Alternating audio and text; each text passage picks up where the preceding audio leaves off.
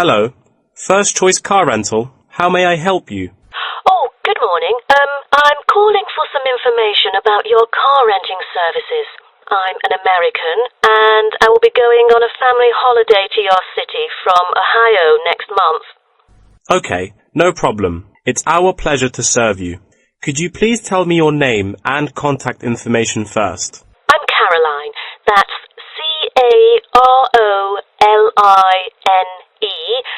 And my telephone number is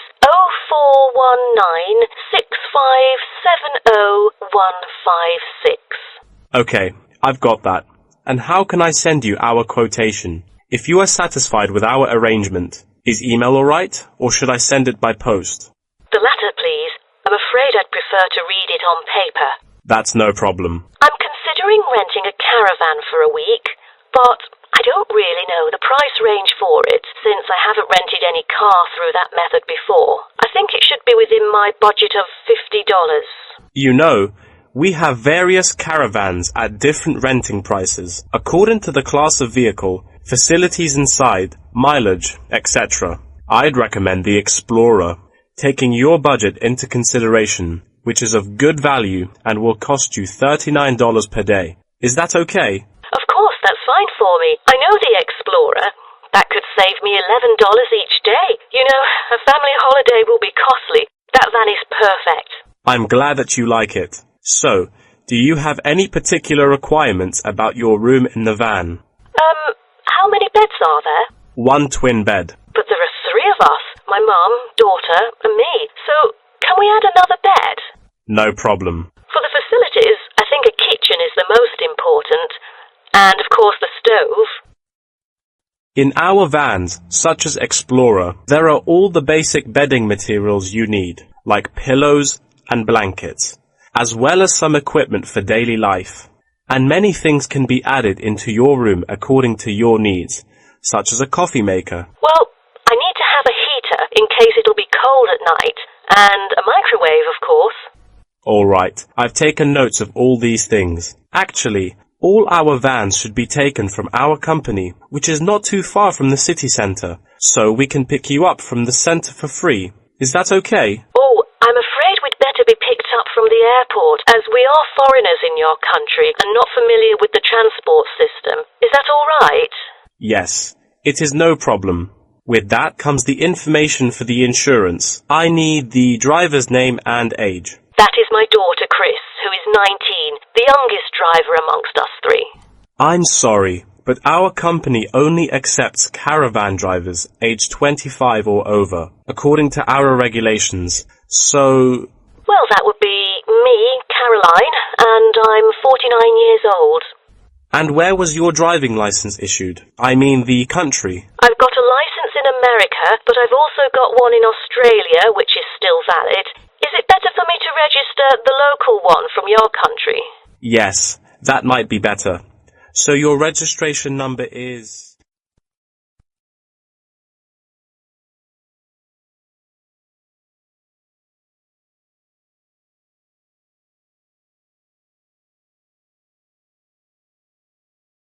Hello, and welcome to today's talk. Here with me is the famous botanist, Professor Alison Downing. So, Alison, tell us something about cocoa beans. Cocoa beans, also called cacao beans, are the primary constituent in making chocolate, grown in tropical areas in South and Central America, West Africa and Asia. The cocoa tree is often raised on small family-owned farms. When the harvested pods are opened to expose the beans, the pulp and cocoa seeds are removed and the rind is discarded. The pulp and seeds are then piled in heaps, placed in bins or laid out on grates for several days. During this time, the seeds and pulp undergo a process called sweating, where the thick pulp liquefies as it ferments. The fermented pulp trickles away, leaving cocoa seeds behind to be collected. This is when the beans are harvested, and then the bags holding them are ready to be transported. But the most important step in processing the cocoa bean is cleaning it. Once the beans are unloaded from the railroad cars, the packages are opened and then weighed by machines. Then the pods are split and the seeds or beans are covered with a sweet white pulp or mucilage. On arrival at the factory, the cocoa beans are sorted and put in a hopper to be cleaned more rigorously. The wet beans are then transported to a facility so they can be fermented and dried. They are fermented for 4 to 7 days and must be mixed every 2 days. They are dried for 5 to 14 days, depending on the climate conditions. The fermented beans are dried by spreading them out over a large surface and constantly raking them. Then the beans are ready to be roasted. Now, roasting takes place at a high temperature, and then the beans are boiled in a heated chamber. During the roasting process, the beans will be expanded and cracked. But prior to this, the beans are trodden and shuffled about using bare human feet. During this process, red clay mixed with water is sprinkled over the beans to obtain a finer colour, polish and protection against moulds during shipment to factories in the United States, the Netherlands, the United Kingdom and other countries. Now, back to what I was saying. After the beans are cracked, they need to be cooled. Then the roasted beans are sealed in pockets. Wow, that is not a simple process, is it? But someone told me that different roasting levels of coffee can lead to different kinds of flavours. Yes, roasting coffee transforms the chemical and physical properties of green coffee beans into roasted coffee products. The roasting process is what produces the characteristic flavour of coffee by causing the green coffee beans to change in taste. Unroasted beans contain similar, if not higher levels of acids, protein, sugars and caffeine as those that have been roasted, but lack the taste of roasted coffee beans due to the Maillard and other chemical reactions that occur during roasting. The vast majority of coffee is roasted commercially on a large scale, but small-scale commercial roasting has grown significantly with the trend toward single-origin coffees served at specialty shops. Some coffee drinkers even roast coffee at home as a hobby in order to both experiment with the flavour profile of the beans and ensure the freshest possible roast. So here, I'm going to introduce some of these roasted coffee beans and their special flavours. Now, the first crack is lighter bodied and has a higher acidity level with no obvious roast flavour and is popular for its special mild taste. This level of roast is ideal for tasting the full original character of the coffee. The green beans are raw, unroasted coffee beans. They are strictly hard beans with a smoky flavour and are slightly acidic.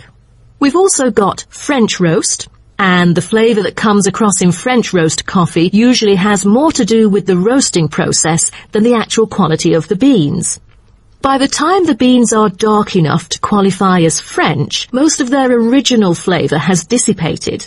In its place come the flavours of caramelizing sugar, bittersweet coffee, and often a bit of chocolate. And finally, espresso smoky. That is, coffee brewed by forcing a small amount of nearly boiling water under pressure through finely ground coffee beans. Espresso is generally thicker than coffee brewed through other methods, has a higher concentration of suspended and dissolved solids, and has creamer on top. As a result of the pressurized brewing process, the flavors and chemicals in a typical cup of espresso are very concentrated. Espresso is also the base for other drinks, such as cafe latte, cappuccino, cafe macchiato, cafe mocha, flat white, or cafe americano.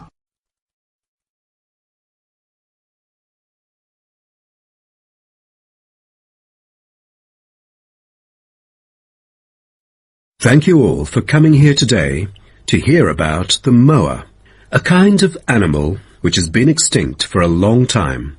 Well, first of all, we look at what the moa are. The moa are 9 species of flightless birds endemic to New Zealand. They were the dominant herbivores in New Zealand's forest, shrubland and subalpine ecosystems for thousands of years. But around 500 years ago, they all went extinct. When I mention extinct animals during ancient times, you may immediately think of dinosaurs, which disappeared around 66 million years ago.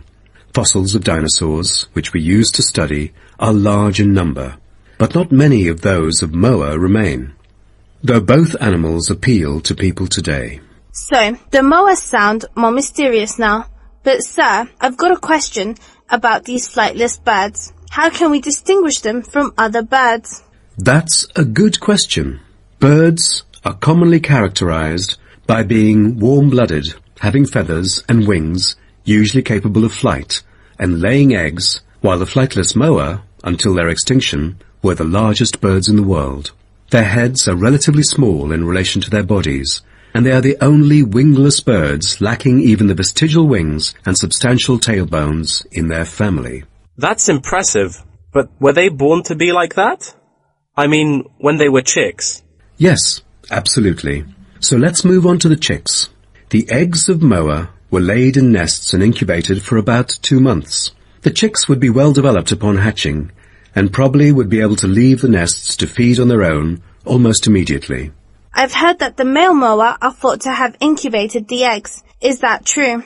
I think there is a possibility for that. I've read somewhere that the sex-specific DNA recovered from the outer surfaces of eggshells suggested that these eggs were likely to have been hatched by the male, but we still need to consult more. But I have a question.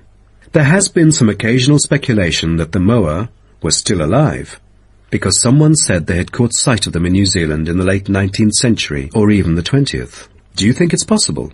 I'm not amazed by that, since that kind of thing has been claimed several times. But I find it funny, because no reliable evidence of moa tracks has ever been found, and experts still contend that moa survival is extremely unlikely. So what was the reason for the moa's extinction? I wonder if it was global warming or some other factors related to their living environment. Well, before the arrival of human settlers in New Zealand, the moa's only predator was the massive Haas eagle. Then the Maori arrived sometime before CE 1300, and all moa genera were soon driven to extinction by hunting. What a horrible thing. All right, now let's look at the features of some species of moa. The South Island giant moa may have been the tallest birds ever known, and the second tallest of the 9 moa species is the North Island giant moa, with the females being markedly larger than males, both in weight and height. And I've heard that the smallest of the moa birds are the coastal moa. Is that right? Yes, you were right. And have you heard about any other kind of moa before? I know the crested moa. The eggs they laid may be larger than others. As they mainly lived in the remote interior of the southern island, their fossils are rare or absent in archaeological sites, and no egg remains have yet been identified. Are there any species of moa that have got more fossils? Yes, of course.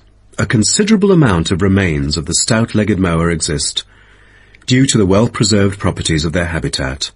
Their skulls reveal relatively bad vision, a good sense of smell, and a very short bill. Then there is the eastern moa. They were remarkable in having very long and narrow windpipes, which probably enabled them to make louder, more resonant calls than those of other moa, and had the greatest vocal abilities, so they could communicate when they could not see each other in the forest or at night. They used a range of senses, apart from sound, in their search for food, such as their sense of smell and vision.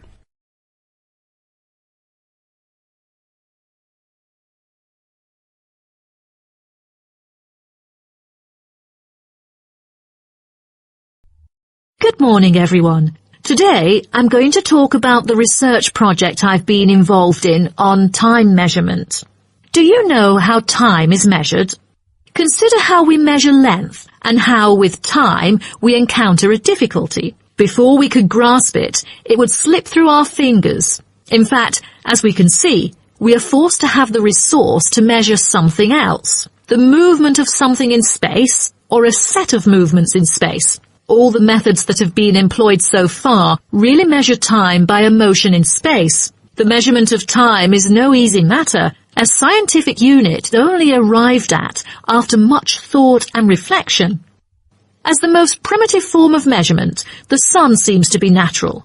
Ever since man first noticed the regular movements of the sun and stars, we have wondered about the passage of time. Prehistoric people first recorded time according to the sun's position. To start off, let us take noon, which is when the sun is on the meridian at the highest point of its course across the heavens, and when it casts the shortest shadow. But this measurement, which was regarded as a major one in ancient times, was less important than the natural events that occurred.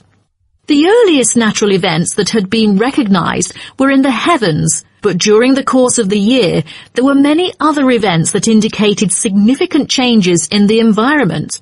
Seasonal winds and rains, the flooding of rivers, the flowering of trees and plants, and the breeding cycles or migration of animals all led to natural divisions of the year, and the further observation and local customs led to the recognition of the seasons. Years later, precise measurements were invented because the passage of time was extremely important for astronomers and priests who were responsible for determining the exact hour for daily rituals and for important religious festivals. Apart from the connection with religion, accurate time measurement was also related to the government, since they divided the day or the night into different periods in order to regulate work and various events. For thousands of years, devices had been used to measure and keep track of time. The current sexagesimal system of time measurement dates back to approximately 2000 BCE from the Sumerians.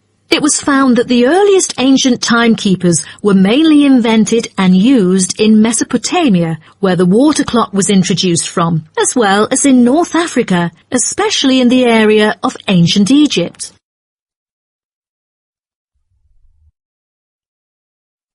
So, now I'd like to introduce you to some of the most well-known ancient timekeepers, as well as the disadvantages of them, for which they were replaced by various new forms of clocks that were used afterwards.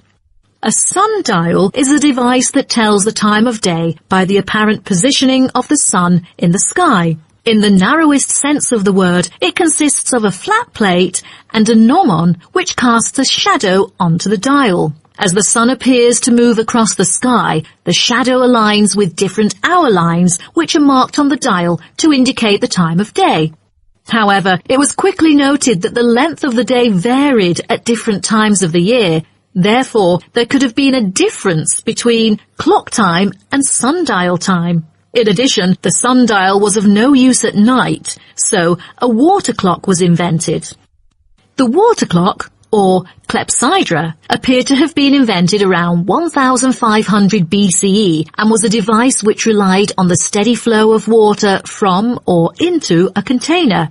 Measurements could be marked on the container or on a receptacle for the water. It was reliable, but the water flow still depended on the variation of pressure and temperature from the top of water in the container. As the technology of glass blowing developed, from some time in the 14th century, it became possible to make sand glasses.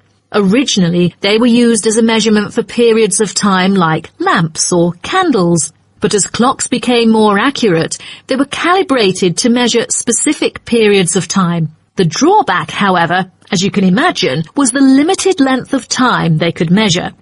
The last timekeeper to be introduced is the fire candle clock. Candle clocks took advantage of a simple concept, the slow and consistent nature of a burning wax candle.